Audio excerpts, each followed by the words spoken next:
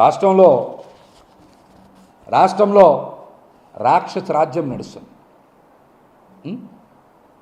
దేవుడికి దండం పెట్టుకోవడానికి వెళ్ళడానికి కూడా ప్రభుత్వ అనుమతి కావాలంట. మాజీ ముఖ్యమంత్రి జగన్మోహన్ రెడ్డి గారు తిరుమల దర్శనానికి వెళ్ళకూడదని నోటీస్ ఇచ్చారు. వెళ్ళకూడదని. ఇదేంటి? దీన్ని రాక్షస రాజ్యం అనక ఇంకేమనాలి? మీ పాలనలో 100 రోజుల్లో ఒక్క మంచి పని అయినా చేశారా? చేయలేదు కాబట్టి కదా ఈ డైవర్షన్ పాలిటిక్స్ చేస్తున్నారు మీరు.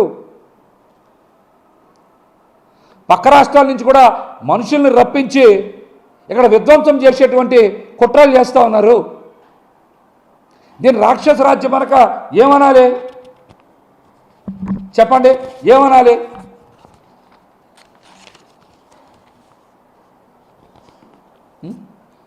ఇవన్నీ కూడా ప్రజలకు తెలిసిపోయినాయి.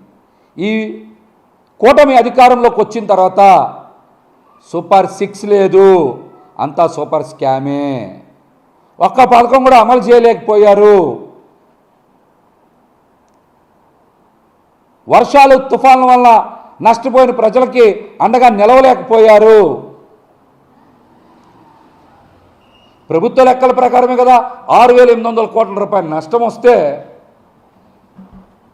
ప్రభుత్వం ఇచ్చింది 200 కోట్లే, కానీ దాతలు ఇచ్చిన విరాళాలు 400 కోట్లు. అంటే ప్రజలుగా అండగా ఉన్నారు, కానీ ప్రజలకి ఎక్కడా కూడా కూటమి ప్రభుత్వం అండగా లేదని మీరు చెప్పిన గణాంకాలే కదా తెలుస్తూ ఉన్నాయి.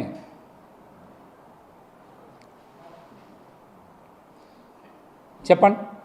ఇవన్నిటి నుంచి పక్కదారి పట్టించడానికే కదా ఈ వివాదాలన్నీ సృష్టిస్తూ ఉన్నారు.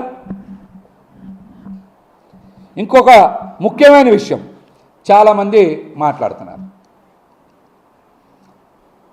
గోశాలని ఏర్పాటు చేసి నిత్యం గోవులకి మేతేస్తా గోపూజ చేసే వ్యక్తిని హిందూ ధర్మాన్ని ఆచరిస్తున్నారని అంటారా, అనరా?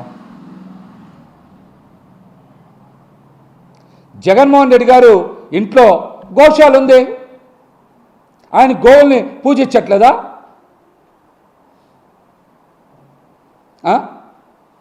ఆయనంట హిందువా కాదని డిక్లరేషన్ ఇవ్వాలంట. గొడ్డు మాంసం తినమని చెప్పేవాళ్ళు మాత్రం హిందువు మీకు. ఆయన డిక్లరేషన్ ఎవరు? గోవుల్ని పూజించే వాళ్ళు హిందూ ధర్మాన్ని గౌరవిస్తున్నట్ట, ఆచరిస్తున్నట్ట, లేక గొడ్డు మాంసం తినండి అని చెప్పేవాళ్ళు హిందూ ధర్మాన్ని ఆచరిస్తున్నట్ట? దీనికి సమాధానం చెప్పమనండి. అదేవిధంగా ఈ ప్రాయశ్చిత్త దీక్ష చేసే వాళ్ళందరూ తప్పు చేశారు, ఎలా వెళ్తున్నారు? తప్పు మీద ఇంకో తప్పు చేస్తున్నారు. వాళ్ళు దేవాలయాల్లోకి పార్టీ జెండాలు, పార్టీ కండువాలు, పార్టీ ప్లెకార్డులు పట్టుకొని వెళ్తున్నారు. ఇది ఆచారమా, రాజకీయమా?